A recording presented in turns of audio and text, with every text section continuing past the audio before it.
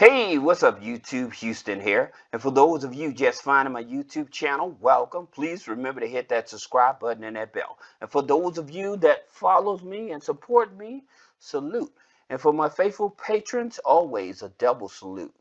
Now, today's video, we're actually going to be talking about how to get $35,000 personal loan from Prosper with no credit check. Okay? And understanding what I mean about no credit check, they do a soft pull on your credit, but they don't check the regular credit bureaus. So they are not checking like Experian, TransUnion, and Equifax. So they're not checking those. So we're going to dive in and see actually who are they checking if they're doing no credit check. Now, you may be trying to raise this money from Prosper to start real estate investing, or trying to learn how to invest in cryptocurrency, or buy your first car to go on platforms to make passive income like Toro, okay? But nonetheless, we're going to look at the data metrics, and like I said, understand, okay, if they're not checking Experian, Equifax, and TransUnion, who is it that they're checking in order to determine if I qualify for a loan, right? So let's look at the data metrics. For one, Prosper offers loans from $2,000 up to $40,000, okay? Then here's one of the things about it. If you're 15 days late, they charge you a late fee, all right? But the good part about it, during this pandemic thing, if you having a hardship, if you have a loan with them, or say that you get qualified loan and then you're affected because of COVID or whatever, they have hardship programs that will pause your loan payments. As a matter of fact, say that you just lose your job or whatever and you have a loan with them, communicating with them to let them know, hey, I lost my job, I'm in transition of a new job or something like that, they will pause your loan payments. That's their hardship program, which I think that's pretty good, especially being a fintech company. All right. Now, let's talk about in terms of no credit check. So no credit check means soft credit check or soft pull on the credit, and they're pulling from TransUnion. Now, here's the thing about it. The TransUnion data that they're pulling, like I said, may not be from the major credit bureaus. They may be pulling from their third-party associates, like Clarity. Clarity is owned by Experian. Okay, for some of you that haven't that aren't aware about these other companies, so Clarity is owned by Experian. You have Data X that's owned by Equifax, okay? Then you have Factor Trust that's owned by TransUnion, okay? So if they're not pulling the major credit bureaus and they're doing a soft pull, then they're going through those third-party companies that's owned by the major credit bureaus, okay? So just keep that in mind. Now, the minimum credit score to qualify for this loan, they says an average about a 640. Now, your debt to income ratio is about 50%. Now, let me help you all understand. There are some lenders that I'm going to be talking about that if you have up to a 75% DTI, debt to income ratio, they will still be able to help you get qualified for a personal loan. So if Prosper does not fit your criteria, there's still help out there for you, okay? And so we're going to talk about those as well, all right? So even like at your credit score, say that you have just a 580 or just a 600 credit score, again, there's lenders out there to help you, and they all do a soft pull on your credit so you don't have to get the hard inquiry, okay? Now, with Prosper, they do report to all three credit bureaus, which actually helps boost up the credit score. And let's talk about this average household income, okay? When you're applying for a loan or a credit card and stuff, they ask you, what's your household income, okay? If you are staying in a house and you have a spouse that have an income, you can put both your income and your spouse's income on that application. If you're retired and you're receiving Social Security, plus you may have an annuity, or you may have an annuity, or receiving drawdowns from your 401k and stuff, that's considered income. Okay, so you also may be renting out a room. That's considered income. Hint, hint.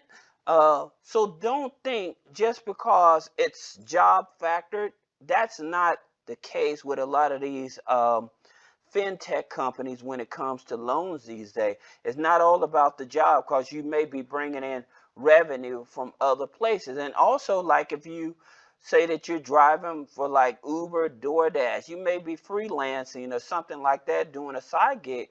That's income that they consider as well. Okay, now here's a few things that you can do to help boost up your credit score from an extra 25 to 100 points. Okay, and I tell people you may want to do this here, because this is really makes a difference and help, especially if you have a thin credit file and you need to thicken up your credit file. This is definitely one of those situations that's going to help you. Now, grow credit and purge. So say that you're paying utility bills. These type of companies will report those utility bills as a trade line on your credit score. Okay, as well as your subscriptions like Netflix, Hulu, Spotify, and Apple Music. So the thing about it is that where you think like my car insurance, yes, your car insurance can be reported as a trade line to help boost up the credit score. Your gym membership. So don't think that these other subscription products that you're paying cannot be reported as a positive trade line. These companies here are the type of company that can help do that for you. Now, you also, to build up the credit, you got like pledge loans and credit builder loans. I always tell people to look toward the credit unions for those. All right. Now, you can also add Experian Boost, which increases your credit score. If any of you guys used Experian Boost, put a comment. Let me know, how many points did Experian Boost give you, okay, when you signed up for it. Removing inquiries, big, huge. Just removing inquiries can definitely impact you, have a positive impact on your credit. Okay, adding authorized users. Now, again, the debate in the market is authorized users don't work. Not true. And the reason it's not true, because with FICO 8, FICO 8 is mostly used by the banks. So what banks use FICO 8? You have a Chase Bank, you have a Citibank, you have a Discover uses FICO 8. You have a Bank of America. Okay, Wells Fargo uses FICO 9, or sometimes they may use Vantage. Now, Capital One, they may pull a Vantage score, TransUnion Vantage score. Okay, so, but the thing about it, adding these here trade lines does help boost up your credit score across the board. Now, you have these two companies, the Extra Debit Card and the One Financial. With the Extra Debit Card and the One Financial, so if you use your debit card a lot and you link it up to their app, what happens, they report those transactions. So if you have a lot of transactions, you just paying with your debit card, that's what you want to use that app. And the thing about it, with that app, it reports to Experian and Equifax. Okay, so that will help your credit. Now you have Boom Pay and Rental Karma. Okay, and Boom Pay, Rental Karma, they report your rents. Boom Pay up to 24 months or 2 years. Rental Karma, I think, is 12 months. Now, back to Perch, they report up to 6 months. Okay, up to 6 months of rental history. So that's the thing about it. That's cool about it, to help thicken up the file. Now, the reason I'm telling you about the rental payments, especially like if you have a roommate that you're paying rent to and stuff, you're not getting any credit for it. So what you want to do is hook up with companies like this, and hook up with another company like Plastic, and send the check through plastic to your friend for the rent. So that way you can actually have a trail or paperwork to show that you actually was paying rent. That will help you qualify for the new guidelines of the FHA mortgage. So that's the reason that's important, okay? Now, here's another thing. I You have to excuse the headlines because it's not prosperous. Upstart. Now with Upstart, okay, you don't even have to have a credit history with Upstart. All right, their minimum income is 12,000. Okay, so you don't have to be making a whole lot of money, but you do have to have a full-time job. You can have, long as you've been on a job for at least 6 months, is what they're saying. Uh, but long as you actually can show proof of income.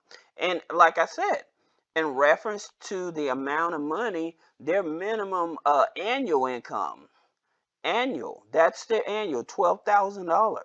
All right, so their loans go from 1,000 to 50,000. So here's the cool part about it. They're not really focusing on the credit. They focus on your education, your job history, your residence. That's how they help qualify you. So it ain't always about the credit score with some of these lenders. All right, so don't think, well, this, I got bad credit or whatever. Yeah, you may have bad credit, but you may have a low DTI. You may have been on your job for 20 years. You may have been at your resident over 10 years. So showing stability is what this here company, Upstart, is actually looking at. Okay, and of course you have to have a bank account and email. But again, when you talk about Softpool, they're looking at Clarity, which is owned by Experian, DataX, Equifax, Factor Trust, TransUnion. Now, the good thing about this here, this lender is in all 50 states, all right? And so in reference to proof of income, the only time that they do proof of income is like when you accepting the loan, or if they're not pulling in enough data from out in the market to help you qualify, okay? Now, here's another company I was talking about. If it's about your debt to income ratio, they deal with people with a minimum score of 560. The average is a 638. That's why it's so important to add those trade lines when trying to get qualified for a loan. All right. Now, like I said, they're one of the top companies that deal with people with challenging credit. All right. Now, the average income is 60,000. Okay, but that does not mean that you have to be making 60,000 in order to qualify for a loan through them. Now their loans again go from 1,000 to 50,000, but you have to have at least 2 trade lines on the credit report, and the debt to income ratio is 75%, including the mortgage. All right, then you have One Main Financial. These headlines, guys, you're gonna have to forgive me, but you got One Main Financial, and so with One Main Financial, it's a soft pull again. You must have a bank account. Their loans go from 1,500 up to 20,000, and they charge origination fees. Then you have OPORTUN personal loans. So if you don't have a credit score or you have a thin credit file, they will work with you. So new customers, their loans go from 300 up to 6,000. If you're a returning customer, it's 6,000 up to 10,000. Again, soft pull on the credit, so no credit check, and you have to be making at least $500 a month. Now you have Upgrade. All right, Upgrade is another lender, 560. Average credit score is a 678. Their loans go from 500 to 50,000. Guys, this is something I'm finna share with you. Upgrade, if you have a bankruptcy and you're rebuilding your credit, with a recent bankruptcy, they'll still help you qualify for a loan. Even with a recent bankruptcy, they will help you qualify for a loan. So don't think there's no lenders out there to actually help you, okay? Now the average income, The average income for qualification is $78,000. But again, like I told you before, you don't have to be making $78,000 in order to qualify for a loan with them. All right, it's all about other factors. Do you have a low debt to income ratio? How long you been on your job? Is this job a stable job? How long you been at the residence? These are other factors that they consider in order to loan you capital. All right, you have to have at least 2 accounts on the credit score.